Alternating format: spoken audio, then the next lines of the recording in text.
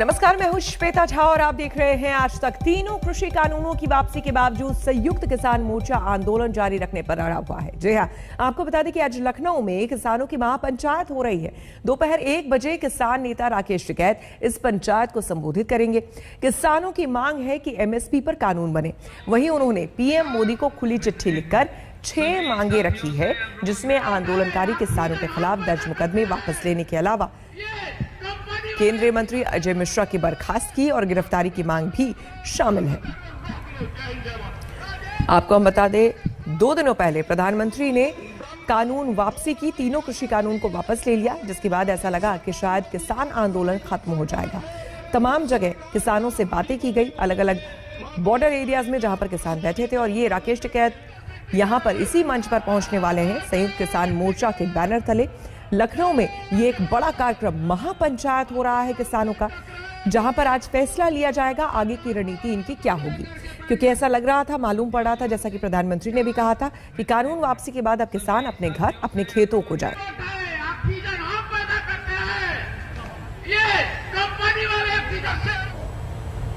किसान संगठन अब फिर से आंदोलन में जोश का ऑक्सीजन भर रहे हैं। लखनऊ में आज महापंचायत होगी और वहीं से विरोध को लेकर नई दिशा और दशा पर फैसला होगा। इससे पहले आपको बता दें, किसानों ने पीएम को 6 मांगों वाली चिट्ठी भी भेजी है, जिसमें अपने हक अधिकार के साथ केंद्रीय गृह राज्य मंत्री की बर्खास्तगी की मांग भी शामिल है। कि हमने 3 कृषि कानूनों को वापस लेने का, रिपील करने का निर्णय लिया है।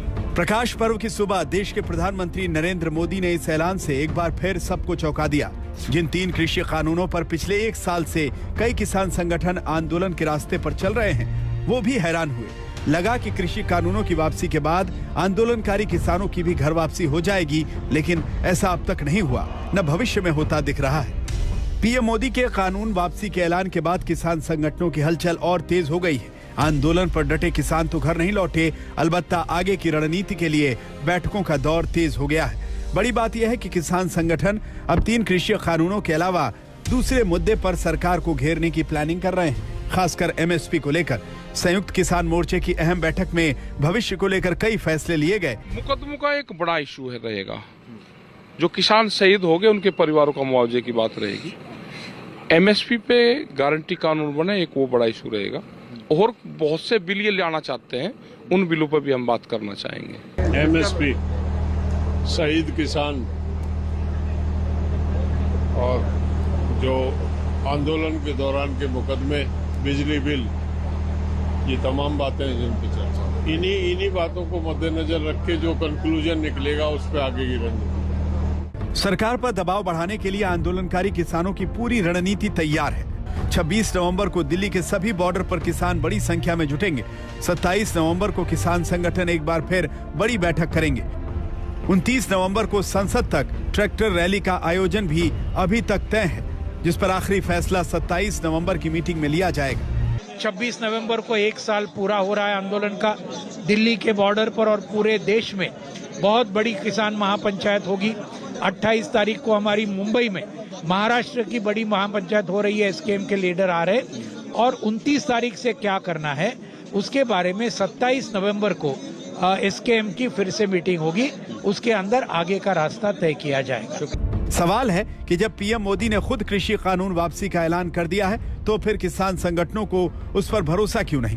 संसद के शीतकालीन सत्र का इंतजार वो क्यों कर रहे हैं? क्या अब एमएसपी और दूसरे मुद्दों के नाम पर किसान सरकार को ब्लैकमेल करने की कोशिश कर रहे हैं? क्या सरकार के नरम रुख को देखते हुए आंदोलन के नाम पर किसान अपनी मनमानी करना चाहते हैं? तो मोदी जी के लिए, भारतीय जनता पार्टी के लिए प्रथम राष्ट्र है, राष्ट्र सर्वोपरि है। बिल तो बनते रहते हैं, बिगड़ते रहते हैं, वापस आ जाएंगे, दोबारा बन जाएंगे, कोई देर नहीं लगती है। लेकिन मैं तो मोदी जी का हृदय से धन्यवाद करूंगा कि उन्होंने बहुत बड़े मन का, बड़े दिल का परिचय दिया। किसानों की तरफ से लगातार आंदोलन और यह कानून वापस लिया जाए मांग की जाती रही, और शासन की तरफ से समझाया नहीं जा सका उनको। अंत में इन्होंने ये निर्णय लिया कि इस कानून को वापस लेना चाहिए और बड़े आंदोलन को समाप्त करना चाहिए। मैं समझता हूँ कि बड़ी सकारात्मक दिशा में एक पहल है, अच्छा कार्य हुआ है। फिलहाल इंतजार संसद के शीतकालीन सत्र का है, इंतजार किसान संगठनों की अगली बैठक का है, इंतजार सरकार के रुख का है। लेकिन पीएम मोदी के ऐलान के बाद के घटनाक्रमों की कड़ी को देखकर साफ है कि आंदोलनकारी किसान संगठनों और सरकार में तकरार की धार थोड़ी धीमी पड़ी है, लेकिन खत्म नहीं हुई।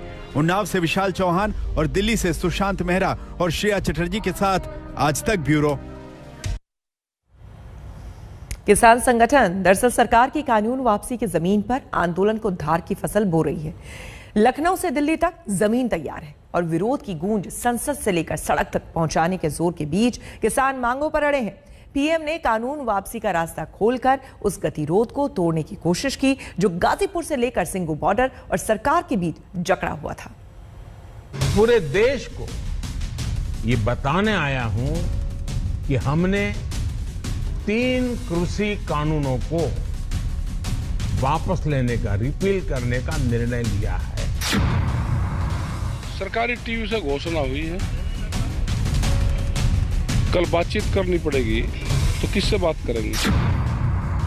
आपने पहली जो डिमांड रखी थी कि बिल वापसी नहीं तो घर वापसी, अब बात हो गई बिल वापसी की, तो फिर एमएसपी कहां से आए? क्यों एमएसपी क्यों नहीं आएगी? आधे रेट में फसलों की लुटाई हो रही, मतलब फसलों को लूटने दे। इतनी मीठी भाषा का इस्तेमाल हो रहा है, उसको बातचीत में ढाल दो। अच्छा, तो मीठी भाषा पे आपको भरोसा नहीं हो रहा? मीठी इतनी ज्यादा है इसलिए? हाँ, ज्यादा मीठी है, शहद से भी मीठी है। किसान आंदोलन का सबसे बड़ा चेहरा बनकर उभरे राकेश टिकैत प्रधानमंत्री के ऐलान के बावजूद अपना रुख नरम करने को तैयार नहीं है। राकेश टिकैत के ये तेवर बीजेपी के लिए इसलिए भी अहम है क्योंकि मुजफ्फरनगर का ये वही नेता है जिसके आंसुओं ने इस आंदोलन में नई जान फूकी थी।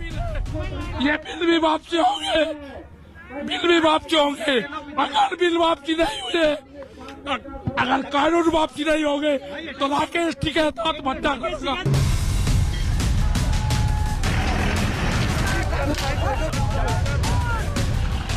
26 जनवरी को लाल किले पर हुई ट्रैक्टर परेड और हिंसा के बाद किसान आंदोलन लगभग खत्म होने के कगार पर था, लेकिन 29 जनवरी को राकेश टिकैत के आंसू रंग लाए और आंदोलन को फिर से खड़ा कर दिया।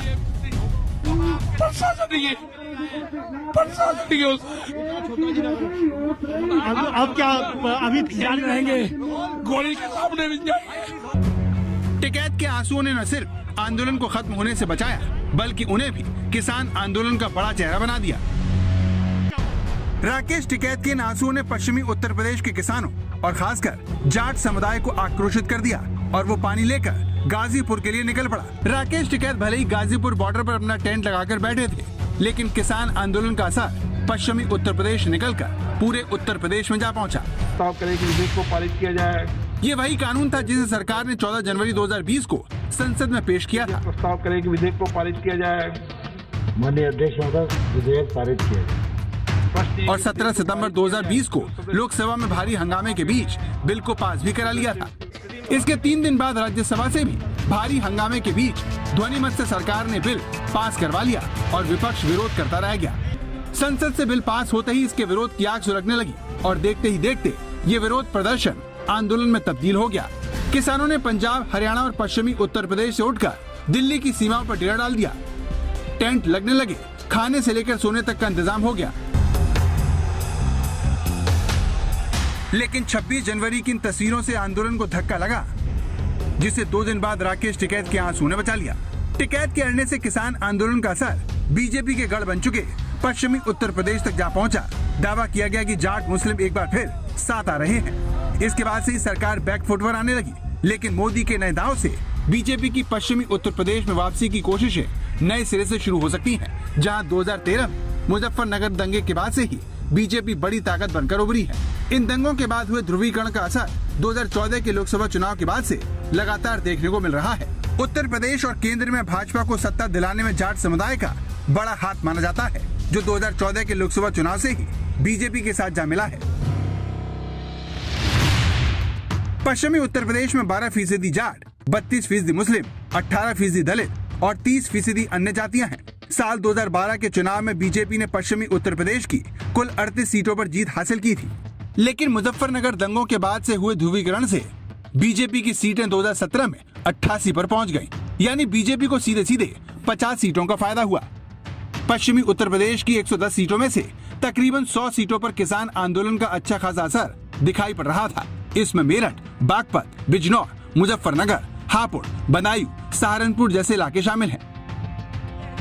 इस तरह किसान आंदोलन के कारण इस बार भाजपा के लिए राह आसान नहीं होने वाली थी। इससे निपटने के लिए प्रधानमंत्री ने जाटों की नाराजगी दूर करने के लिए अलीगढ़ में राजा महेंद्र प्रताप विश्वविद्यालय की नींव रखी। प्रधानमंत्री की तरह योगी आदित्यनाथ ने भी जाटों को अपने पक्ष में करने के लिए पश्चिमी उत्तर प्रदेश को योजनाओं की सौगात दी और कैराना में जाकर उन परिवारों से मुलाकात की जिन्होंने पलायन कर लिया था। मुख्यमंत्री ने कैराना में 426 करोड़ की 114 परियोजनाओं का शिलान्यास किया। इस तरह बीजेपी ने जाटों को मनाने की भरपूर कोशिश की, लेकिन माना जा रहा है कि कहीं न कहीं उसे अपनी सीटें कम होने का डर सता रहा था, जिसे पीएम के इस कदम से खत्म करने की कोशिश की गई है। लेकिन सवाल यह है कि जिस पश्चिमी उत्तर प्रदेश में किसानों की महापंचायत में हर हर महादेव और अल्लाहू अकबर की गूंज एक ही मंच पर सुनाई दे रही थी, वहाँ पर बीजेपी अपना पिछला प्रदर्शन कैसे दोहरा पाएगी? इस तरह की अगर सरकारें देश में होंगी तो ये दंगे करवाने का काम करेगी। पहले भी नारे लगते थे जब टिकैत साहब थे, अल्लाहू अकबर, अल्लाहू अकबर। पश्चिमी उत्तर प्रदेश में बीजेपी जाट और मुस्लिमों की गोलबंदी को तोड़कर ही क्लीन स्वीप कर पाई थी, जिसे किसान आंदोलन ने फिर से करीब ला दिया। इसी वजह से जयंत चौधरी की आरएलडी किसानों के दम पर मजबूत नजर आ रही है। अब सवाल यह है कि क्या बीजेपी पश्चिमी उत्तर प्रदेश में खुद को मजबूत करने के लिए आरएलडी को साथ लेने की कोशिश करेगी? जयंत चौधरी और अखिलेश में गठबंधन की बातें हो रही हैं, लेकिन अभी तक दोनों ने इसका ऐलान नहीं किया है। तो क्या बीजेपी अपनी सियासी जमीन बचाने के लिए यूपी में आरएलडी को साथ लेगी, जिसका बागपत और मुजफ्फरनगर में अच्छा खासा दबदबा माना जाता है? किसान कानून वापस लेने का असर क्या पड़ेगा ये तो अभी टाइम बताएगा। दो चीजें हैं, एक तो स्पेस और दूसरा वोट। नरेंद्र मोदी और भारतीय जनता पार्टी ने स्पेस पश्चिमी उत्तर प्रदेश में क्रिएट कर लिया। अभी तक उनके पास स्पेस नहीं थी।